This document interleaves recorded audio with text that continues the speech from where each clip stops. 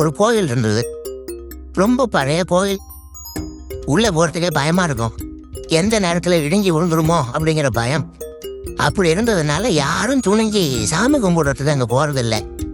கோயிலுக்கு வர்ற கூட்டம் கொஞ்சம் கொஞ்சமாக குறைய ஆரம்பிச்சுட்டுது. கோயில் நிர்வாகிகள் எல்லாரும் கூடி உட்காந்து பேசினாங்க. என்ன பண்ணலாம்னு யோசனை பண்ணாங்க. எந்த இடம் மோசமாக இருக்கோ அந்த இடத்த பழுது பார்த்தாங்க. அங்கே வர்ணத்தை பூசி கொஞ்சம் அழகுபடுத்தி பார்த்தாங்க. ஏதோ இந்த ஊரில் கோயில்னு ஒன்று இருக்கு, அது மக்களுக்கு தெரியணும் அப்படிங்கிறதுக்காக தான் இப்படிலாம் பண்ணாங்க. இருந்தாலும் கோவில் இருக்கிற நிலைமை மக்களுக்கு தெரியும். அதனால் அங்கே வர்றது குறைச்சிக்கிட்டாங்க அவங்க. ஒரு கட்டத்தில் யாருமே வர்றதில்லை. நிலைமை அந்த அளவுக்கு ஆயிட்டுது.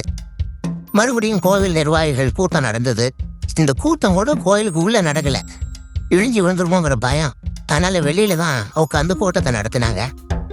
என்ன உள்ள பொருட்கள் அவங்களுக்கும் துணிச்சல் கிடையாது. எந்த நேரமும் விழுந்துரும் போல இருந்தது. அது வழியாக போகிறவங்க கூட வேகமாக அந்த இடத்த கடந்து போக ஆரம்பிச்சிட்டாங்க. கோவில் நிர்வாகிகள் வெளியில் உட்காந்து கூட்டம் போட்டாங்க இல்லையா, அந்த கூட்டத்தில் 4 தீர்மானங்களை நிறைவேற்றினாங்க. அது என்ன 4 தீர்மானம்னா, முதல் தீர்மானம், இந்த கோவிலை இடிப்பது அப்படிங்கிற முடிவை இந்த கமிட்டி மிகவும் வருத்தத்துடன் ஏற்றுக்கொள்ளுகிறது அப்படின்னு நிறைவேற்றினாங்க.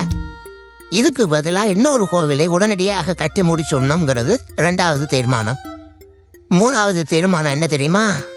பழைய கோவிலின் கதவுகள், அதிலிருந்து பிரித்து எடுக்கிற செங்கல், இதையே புது கோவில் கட்டுவதற்கு பயன்படுத்தி கொள்ள வேண்டியது.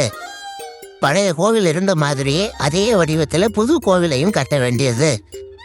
பழைய கோவிலின் அஸ்திவாரத்தை அப்படியே வச்சுக்கிட்டு அதுக்கு மேலே நாம் கோவிலை கட்டிட வேண்டியது. இதுதான் 3வது தீர்மானம். இதையும் கமிட்டி முழு மனசோடு ஏற்றுக்கிட்டது. இது வரைக்கும் சரி. இப்போ அந்த கமிட்டி 4வதாக ஒரு முக்கியமான தீர்மானத்தை கொண்டுகிட்டு வந்து அதையும் ஏகமானதாக நிறைவேற்றி விட்டது. அது என்ன தீர்மானம்னா, புதிய கோவில் கட்டி முடிக்கிற வரைக்கும் பழைய கோவிலை இடிக்கிறதில்லை அப்படிங்கிற தீர்மானம்.